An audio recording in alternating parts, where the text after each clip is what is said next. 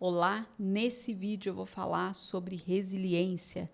Esse vídeo faz parte de uma série de vídeos do livro O que Aconteceu com Você, do Bruce Perry e da Oprah Winfrey. Esse livro foi publicado em 2021 nos Estados Unidos e traduzido para o português em 2022. E eu escolhi esse livro porque ele traz termos técnicos para explicar sobre cura, resiliência, trauma, como que o nosso passado pode impactar o nosso futuro, com uma linguagem ao mesmo tempo técnica, mas também acessível. E assim você vai poder conhecer o que de fato significa esses termos e poder usá-los corretamente, entender como é que funciona no nosso corpo quando a gente passa, por exemplo, por uma situação de trauma. Se você ainda não viu os vídeos anteriores, sugiro fortemente que você assista. Vou deixar a playlist aqui nos cards, que tem o mesmo nome do título do livro traduzido, que é O que Aconteceu com Você? Então, primeira coisa, a resiliência, uma explicação, digamos, para ter uma imagem aí na sua cabeça, imagina um copo descartável, aqueles de festa, de consultório, que quando você pega o copo, às vezes você pega com um pouco mais de força e ele amassa.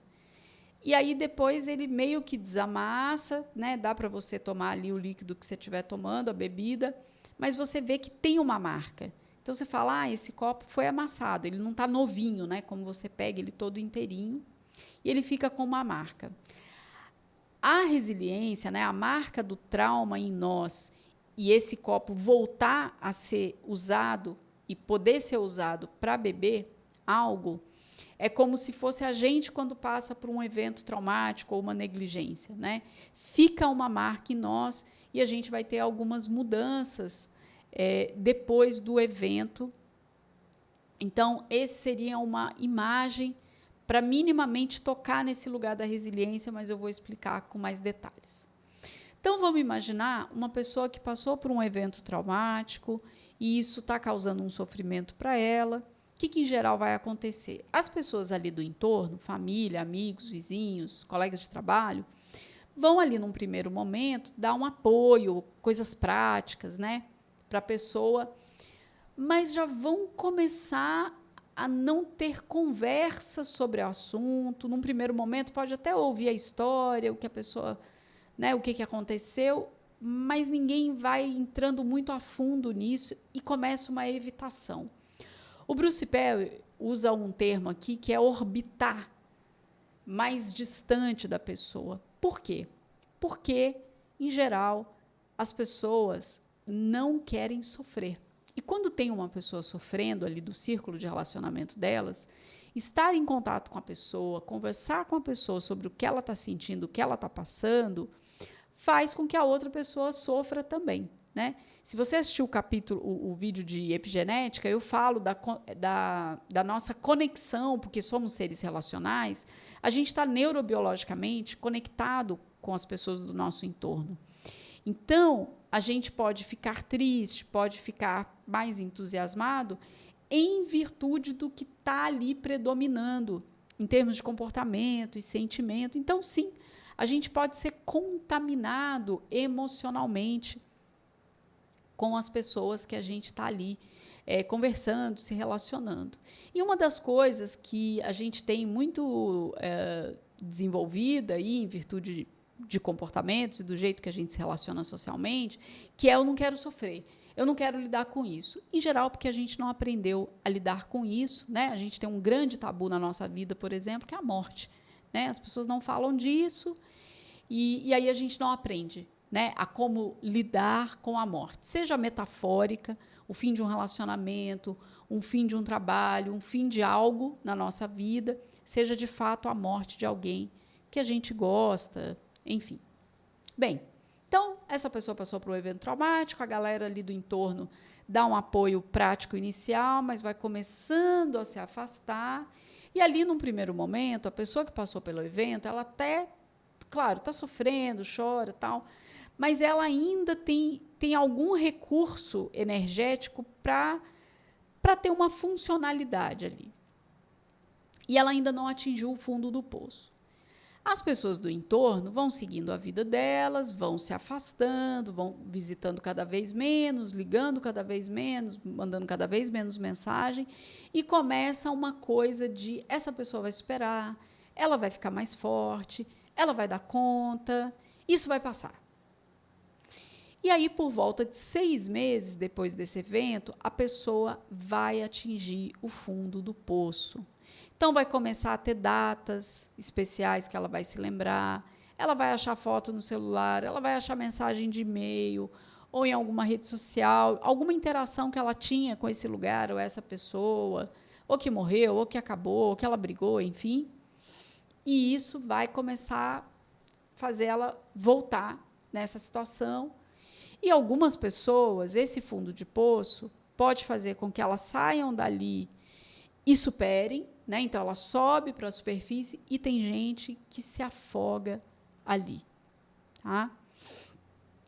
Bem, mas a real é que com o isolamento dessa pessoa e que com essas frases de efeito, né, você vai superar, vai ficar mais forte, em geral traz uma sensação de solidão e isolamento muito sofrido para as pessoas, né, que passam por eventos traumáticos, porque ela vai se desconectando de um senso que é o senso de pertencimento.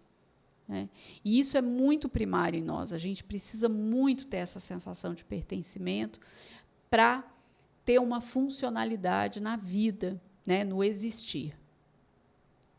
Bem, e aí, quando as pessoas se afastam, a real tem disso que eu trouxe, né? É muito medo de estar vendo uma pessoa sofrendo porque a pessoa não consegue acabar com aquilo e, na verdade, ela não tem que acabar com aquilo. A pessoa que está sofrendo, ela só precisa passar por esse momento do sofrimento. E isso vai implicar em falar do assunto, às vezes, várias vezes. Às vezes ela vai chorar, às vezes ela vai estar bem, vai estar rindo, vai se divertir, aí, de repente, ela chora. E quem está ali perto dela pode ficar nessa loucura de querer, não aguento ver essa pessoa sofrer, como é que eu faço para ela parar de sofrer? Você não tem que fazer ela parar de sofrer. Se você puder minimamente permitir com que essa pessoa sofra, tenha ali alguma proximidade, ofereça companhia, às vezes só de ficar perto para essa pessoa já vai ser importante, né? Mas por esse medo de sofrer, as pessoas saem correndo e ficam falando frases de efeito de que vai sair mais forte, que a pessoa vai superar. E uma das frases de efeito, quando a gente pensa em crianças que passou por evento traumático, é: crianças são naturalmente resilientes, crianças vão superar, elas nem vão lembrar disso. Né? E isso não é verdade. Todo mundo tem a capacidade de desenvolver a resiliência, tanto adultos quanto crianças, mas a criança não nasce com essa capacidade. Isso não é inato da criança, tá? Bem, e aí, o que faz com que alguém desenvolva? Como é que uma criança pode, desde pequena, entrar em contato com essa possibilidade, essa capacidade de desenvolver resiliência? E é por causa do desenvolvimento da criança ter contato com o estresse positivo, desafios, para ela poder desenvolver a resiliência, é que vai determinar se essa pessoa, na vida adulta, ao passar por um trauma, ela vai sair do fundo do poço ou ela vai se afogar. Tá? Então, vamos lá. Bem, primeira coisa, importante dizer que o Bruce Perry destaca algo aqui no livro bem legal, que é assim: a gente tem hoje exames de neuroimagem muito avançados, né? Mas eles ainda não são capazes de dizer assim, ó, a criança passou por determinado trauma, isso impactou o cérebro dela desse jeito e ela vai acontecer isso e isso na vida dela. Não é assim que funciona. Ele fala que é muito difícil interpretar. É possível fazer grandes comparações, né? Pegar um grupo de crianças que passou por eventos traumáticos numa determinada faixa etária, pegar um grupo da mesma faixa etária de crianças que não passaram por eventos traumáticos e perceber, nossa, tem uma diferença aqui na leitura de imagem do cérebro dessas crianças traumatizadas. Isso comprometeu essa parte do cérebro dela, tem partes maiores, mais desenvolvidas, menos desenvolvidas. Mas fazer ali uma leitura de padrão e poder predizer, vai acontecer esse trauma e vai acontecer isso com a criança em determinada idade. Não. Mas tem algo muito efetivo quando um adulto e uma criança passa por eventos traumáticos, que é poder identificar as mudanças funcionais. Por exemplo, essa criança, ela está mais impulsiva ou desatenta depois do evento traumático? Ela está com problemas de fala, linguagem, questões de motricidade fina? Essa criança ficou deprimida ou mais ansiosa depois desse evento traumático? Ela está com dificuldade de aprendizagem? Ela consegue iniciar e manter relacionamentos saudáveis? Então, às vezes, a pessoa nem sabe, por exemplo, que uma criança passou por um evento traumático e até mesmo um adulto. Porque a pessoa pode viver algo, né? Por exemplo, pensa um bullying na escola, pensa um adulto que teve uma questão de um término de relacionamento que não contou para ninguém, ou teve uma chateação no trabalho e não contou para ninguém. Mas quem convive de perto com essa criança, com esse adulto, vai perceber. Nossa, essa pessoa está mais assim, está mais desatenta, está mais ansiosa, está sobressaltada. Antes ela fazia isso aqui com muita facilidade, agora não está fazendo. Isso são sinais de que tem uma mudança ali, né? Que pode ser, você sabe que a pessoa passou por um evento traumático e percebe que teve essa mudança. Ou você não sabe. E isso pode te ajudar a desconfiar. Opa, pode ter acontecido alguma coisa, né? E poder investigar. Então, melhor do que fazer interpretação de imagens, né, de exames de imagens do cérebro, é mais efetiva essas perguntas, tá? E aí, na real, o que uma criança, um adulto precisa quando passou por um evento traumático e está com essas alterações funcionais, né? Ela precisa de pessoas presentes, solidárias e acolhedoras. Ela precisa ter uma sensação de pertencimento, ok?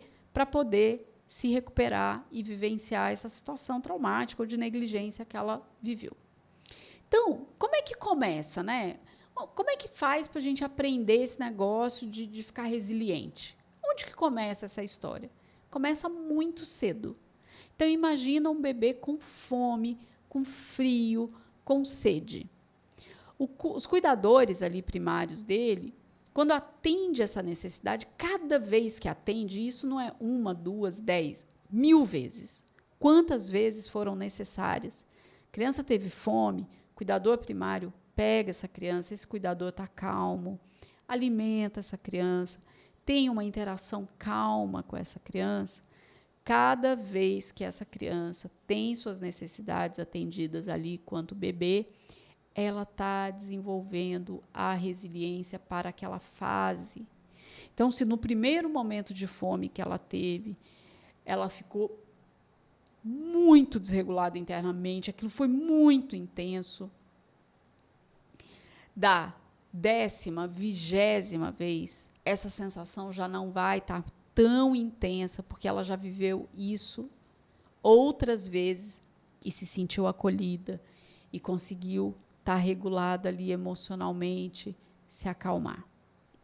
Depois disso, a gente pode, por exemplo, trazer o momento de engatinhar.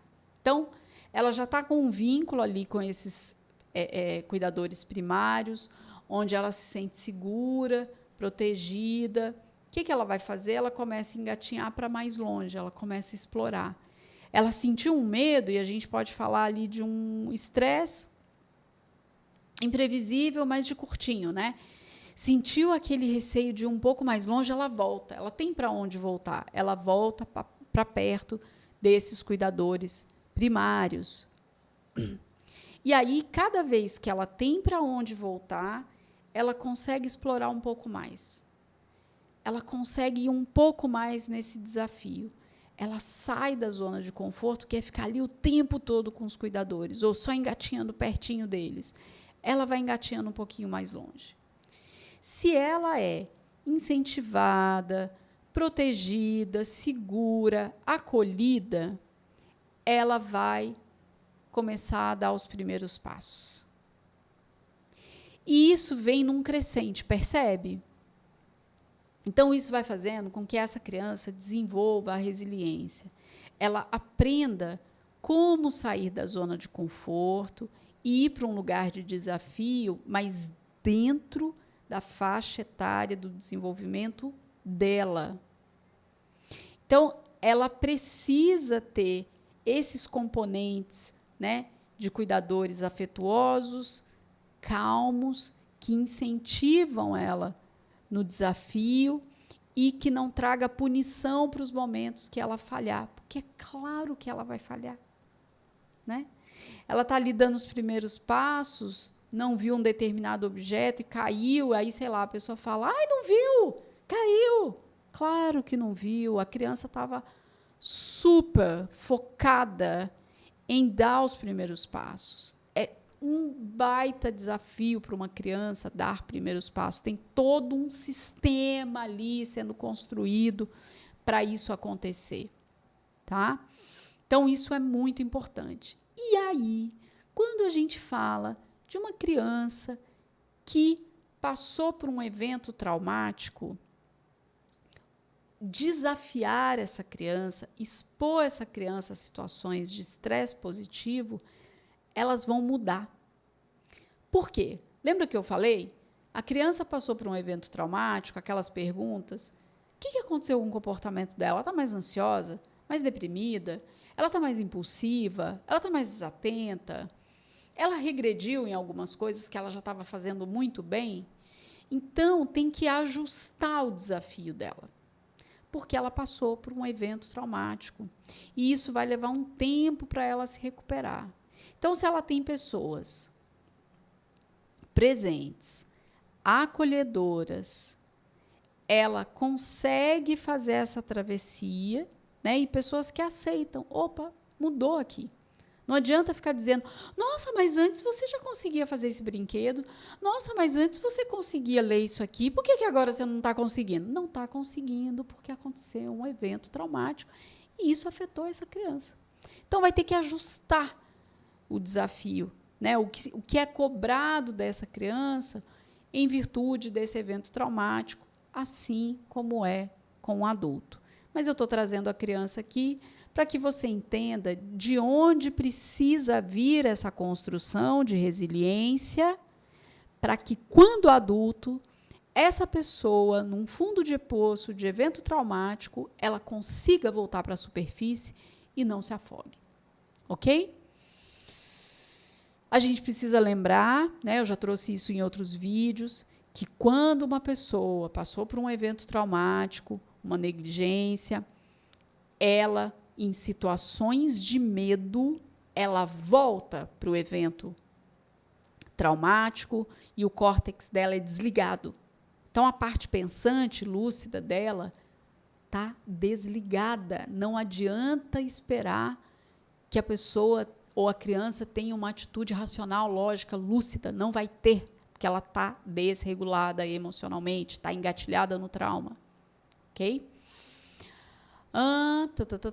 Já falei disso, estou aqui com a minha colinha. Bem, e aí, quando a gente está falando de uma pessoa que passou por um evento traumático, uma criança ou um adulto, no momento de desregulação emocional, não adianta falar, calma, para que isso? Por que você está desse jeito? Não adianta. Essa pessoa, essa criança que está desregulada emocionalmente, mais importante do que palavras é a pessoa ou as pessoas que estão com ela estarem calmas, reguladas emocionalmente. Essa calma, que aí a gente lembra da transmissão, da contaminação emocional? Usar esse recurso da contaminação emocional agora de alguém que está regulado diante de alguém que está desregulado pode ajudar essa pessoa a se regular. Não adiantou? Um recurso pode ser a escuta ativa, empática, reflexiva, que é a pessoa fala ali o que ela está falando, você escuta e verifica com ela. Você está triste, frustrado, está com raiva porque não conseguiu isso, por causa daquilo, está com medo? É isso que você está me contando? É importante você perguntar para ela. É isso que você está me falando? É isso que você está sentindo? Checa, verifica com ela. Isso pode ajudar essa pessoa a se regular, porque ela se sente escutada. E aí é como se localizasse. Ah, é isso mesmo que eu estou sentindo. Porque não é o fato dela estar ali, esbravejando, chorando, que significa que ela sabe. Tem algo que está muito desconfortável. Mas quando ela tem alguém calmo, presente com ela, que escuta essa pessoa, isso pode ajudar ela a regular. Uma outra coisa que pode ter um efeito regulatório muito efetivo são atividades rítmicas, como, por exemplo, chama essa pessoa para caminhar. Começa a chutar bola com essa pessoa. Começa a colorir junto com essa criança, com essa pessoa. Atividades rítmicas podem ser altamente regulatórias para uma pessoa que está desregulada emocionalmente. O que não ajuda é tentar convencer essa pessoa, não fica bravo, não fica triste, não fica frustrado e ficar chamando para outras coisas ou ficar enchendo o saco da pessoa, dizendo não fica assim, se acalma, para com isso, não aguento mais. Isso não ajuda. Se você não está em condições, sai de perto. É mais útil do que você ficar ali também desregulado com essa pessoa. Inclusive, eu tenho um vídeo sobre comunicação aqui que eu falo sobre isso. Tá? E aí, o que o Bruce Perry traz? Né?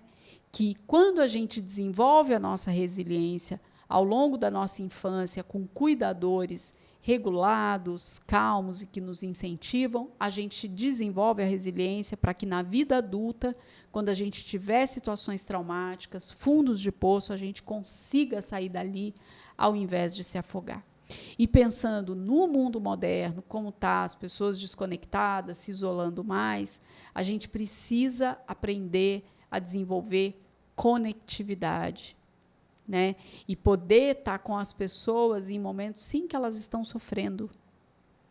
E não querer que essas pessoas parem de sofrer, mas que elas possam passar por esse sofrimento com algum apoio, com algum acolhimento, com algum afeto. Mais importante, né, ele traz isso, mais importante do que a segurança e o pertencimento, a gente começar a garantir algum nível de conectividade. E isso levar, sim, à sensação de segurança e de pertencimento. Porque, claro, se eu estou num momento onde eu estou sofrendo, tem uma pessoa ali que me escuta, tem paciência, eu vou sentir que é seguro estar com essa pessoa e que tudo bem eu existir, pertencer, apesar do meu sofrimento. Tá bem? Me conta como é que esse vídeo chegou para você. Você já tinha ouvido falar sobre resiliência, já tinha visto, né, essa dinâmica do desenvolvimento infantil como imprescindível para desenvolver a resiliência e que vai impactar na nossa vida adulta de forma positiva? Me conta aqui nos comentários. Se você é novo, se você é nova por aqui, se inscreve no canal. Assim você vai ter acesso a conteúdos ligados a traumas, a desenvolvimento infantil, como que o passado impacta o futuro e poder ter ferramentas para lidar com isso. Deixa um like nesse vídeo para o YouTube entender que esse conteúdo é relevante. E eu não me apresentei, se você não me conhece, meu nome é Thaís Tosati, eu sou psicoterapeuta, especialista no atendimento de adultos sobreviventes de traumas infantis e especialista na terapia breve do resgate da criança interior. Muito obrigada e até o próximo vídeo.